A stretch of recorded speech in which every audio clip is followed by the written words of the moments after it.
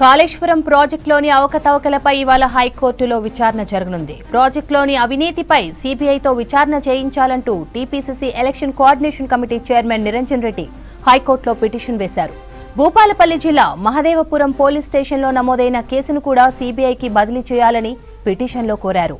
అలాగే మేడిగడ్డ బ్యారేజ్ కుంగబాటుపై కూడా అనుమానాలు వ్యక్తం చేశారు పిటిషనర్. కాళేశ్వరం ప్రాజెక్టులోని అవకతవకలపై ఇవాళ హైకోర్టులో విచారణ జరగనుంది. ప్రాజెక్టులోని అవినీతిపై సీబీఐతో విచారణ చేయించాలంటూ TPCC election coordination committee chairman Niranjan Reddy హైకోర్టులో పిటిషన్ వేశారు. భూపాలపల్లి జిల్లా మహదేవపురం పోలీస్ స్టేషన్లో నమోదైన కేసును కూడా సీబీఐకి బదిలీ చేయాలని పిటిషన్లో కోరారు. అలాగే మేడిగడ్డ బ్యారేజ్ కుంగుబాటుపై కూడా అనుమానాలు వ్యక్తం చేశారు పిటిషనర్. కాళేశ్వరం ప్రాజెక్టులోని అవకతవకలపై ఇవాళ హైకోర్టులో విచారణ జరగనుంది. ప్రాజెక్టులోని అవినీతిపై సీబీఐతో విచారణ చేయించాలంటూ TPCC election coordination committee chairman Niranjan Reddy హైకోర్టులో పిటిషన్ వేశారు. భూపాలపల్లి జిల్లా మహదేవపురం పోలీస్ స్టేషన్లో నమోదైన కేసును కూడా సీబీఐకి బదిలీ చేయాలని పిటిషన్లో కోరారు. అలాగే మేడిగడ్డ బ్యారేజ్ కుంగుబాటుపై కూడా అనుమానాలు వ్యక్తం చేశారు పిటిషనర్.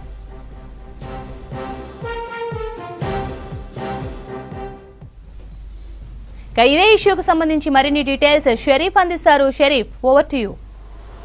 ప్రస్తుతం కాళేశ్వరం పైన ఎప్పుడైతే గత ప్రభుత్వం బీఆర్ఎస్ నిర్మించిందో అప్పటి నుంచి కూడా దానిపైన ఆరోపణలు వస్తున్నాయి. దానికి సంబంధించినటువంటి ముంపు ప్రాంతాల ప్రజలు ఇప్పటికే ఆ ప్రాజెక్టును మొదటి నుంచి కూడా డే 1 నుంచి ఎప్పుడైతే భూసేకరణకు ప్రయత్నాలు చేస్తుంది నిర్మాణం కంటే ముందే అప్పటి నుంచే దానిపైన ఆరోపణలు రావడం జరిగింది. అధికారులపైన విమర్శలు రావడం జరిగింది. ఆల్రెడీ దాన్ని నిర్మించారు, కోట్ల రూపాయలతో దాన్ని నిర్మించిన తర్వాత చాలా వరకు దఫల వారీగా పంటలన్నీ కూడా నష్టపోయారు.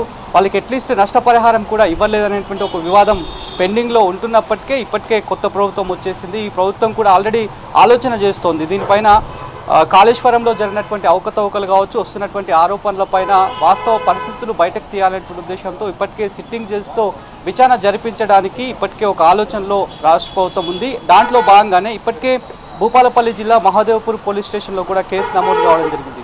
పొరుగు రాష్ట్రం గడ్చిరోలి జిల్లాకు సంబంధించి సిరివంచ వాళ్ళ వాసులు కూడా అక్కడ ఒక కంప్లైంట్ రేజ్ చేశారు. ఆ తర్వాత భూపాలపల్లి జిల్లా మహదేవపూర్ గ్రామానికి సంబంధించినటువంటి వాళ్ళు కూడా పిటిషన్ అంటే కోర్టులో అదే పిటిషన్ ఫైల్ చేశారు. దానికంటే ముందు మహదేవపూర్ పోలీస్ స్టేషన్లో కూడా కంప్లైంట్ రేజ్ చేయడం జరిగింది. మేడిగట్ట కుంగిపోయిన దానిపైన పూర్తి వాస్తవ పరిస్థితులు తెలవాలి, నిజాలు బయటికి రావాలనే ఉద్దేశంతో మేడిగట్ట ఎప్పుడైతే కుంగిపోయిందో నెక్స్ట్ ఒక 2 డేస్లోనే ఆ కంప్లైంట్ని రేజ్ చేయడం జరిగింది.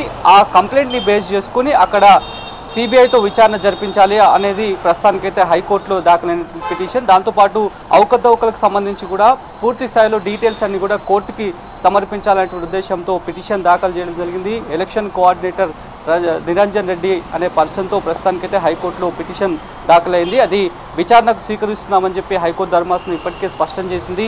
12 గంటల ప్రాంతంలో విచారణ చేస్తామని చెప్పింది. మరి కోర్టు ఏ రకమైనటువంటి డైరెక్షన్స్ ఇస్తుంది, ఆ తర్వాత ఎక్కడైతే దానికి సంబంధించినటువంటి మేడిగడ్డ నిర్మాణం చేసినటువంటి నిర్మాణ సంస్థ ఏ రకమైనటువంటి రిప్లైగా కోర్టుకు చెప్పబోతుంది, ఆ తర్వాత పిటిషనర్స్ తరఫు వాదనలు ఇంకేం ఉండబోతున్నాయి అనేటువంటిది చూడాలి. ఇప్పటికే ఆల్రెడీ దీనిపైన మొన్న జరిగినటువంటి అసెంబ్లీ సెషన్స్లో కూడా దుమారమే రేగింది. ఇటు అధికార పార్టీ ప్రతిపక్షం మధ్య కూడా పూర్తి స్థాయిలో స్టేట్మెంట్లన్నీ కూడా వాళ్ళు స్టేట్మెంట్లు ఇచ్చుకోవడం జరిగింది. ఆ తర్వాత ఈ కాళేశ్వరం ప్రాజెక్టు కట్టినటువంటి నిర్మాణ సంస్థ ఏదైతుందో ఆ నిర్మాణ సంస్థ కూడా ఇప్పటికే ఒక లెటర్ని కూడా సీఎంఓకి పంపడం జరిగింది.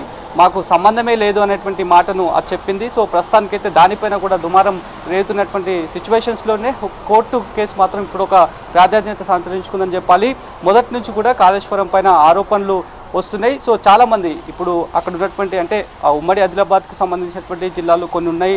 దాంట్లో పాటు చాలా ప్రాంతాలు కూడా మంచిర్యాల జిల్లాకు సంబంధించినటువంటి ప్రాంతాలు కూడా ఉన్నాయి. కాబట్టి అందులో ముంపు గ్రామాలు చాలా వరకు ఉన్నాయి. అటువైపు ముంపు గ్రామాల ప్రజలు ఒకవైపు పిటిషన్స్ ఫైల్ చేస్తూ వస్తున్నారు. ఆ తర్వాత ఇప్పుడు ప్రస్తుతానికైతే అవకతవకల పైన మెయిన్గా ఆరోపణలు వస్తున్నాయి. కాబట్టి అవకతవకలకు సంబంధించి ఏమైనా పిటిషనర్స్ ఆధారాలు ఏమైనా కోర్టుకి సమర్పించబోతున్నారా, దీన్ని ఉద్దేశించి కోర్టు ఏ రకమైనటువంటి కామెంట్స్ చేయబోతుంది అనేది కూడా చూడాలి. ప్రధానంగా పిటిషనర్స్ ఒకటే చెప్తున్నారు, అంత భారీ బడ్జెట్తో నిర్మించినటువంటి అంటే దేశంలోనే నంబర్ 1 బ్యారేజ్గా పేరు చెప్తున్నటువంటి దాన్ని ఈ రకంగా నాసిరకంగా ఎట్లా నిర్మాణం చేస్తారు, నిర్మాణం చేసిన కొన్ని నెలల్లోనే కొన్ని సంవత్సరాల్లోనే ఏ రకంగా ఇది కుంగిపోతుంది, అంత పెద్ద బడ్జెట్ను ఎట్లా ధనం అంతా కూడా వృధా చేస్తారనేటువంటి ఉద్దేశంతో అన్ని వివరాలన్నీ కూడా పిటిషన్స్లో మెన్షన్ చేయడం జరిగింది. కాబట్టి సో వాటికి సంబంధించినటువంటి నిజంగానే అవకతవకలు జరిగాయా, అవకతవకలు జరిగితే నిర్మాణంలో అవకతవకలు జరిగాయా, లేదంటే ఏ రకంగా జరిగాయి, టెండర్ల ప్రక్రియలో అవకతవకలు జరిగాయా అనేటువంటి విషయాలపైన చాలా ఆరోపణలు ఉన్నాయి. చాలా చర్చ కూడా కాళేశ్వరం ప్రాజెక్ట్ పైన ఎప్పుడైతే మేడిగడ్డ కృంగిపోయిందో ఆ కృంగిపోయిన ఇష్యూస్లోనే అంటే మల్టిపుల్గా 2 ఇన్సిడెంట్లు జరగడం జరిగింది. దాంట్లో గతంలో కూడా మనం చూసినాం. సో దాంట్లో భాగంగానే ఆ ఇన్సిడెంట్స్ని బేస్ చేసుకుని ప్రస్తుతానికైతే ఈ పిటిషనర్స్ అంతా కూడా కోర్టు ఆశ్రయించడం జరిగింది. కాబట్టి కోర్టు ఏ రకమైనటువంటి డైరెక్షన్స్ 12 గంటల తర్వాత చెప్తుందో చూడాలి.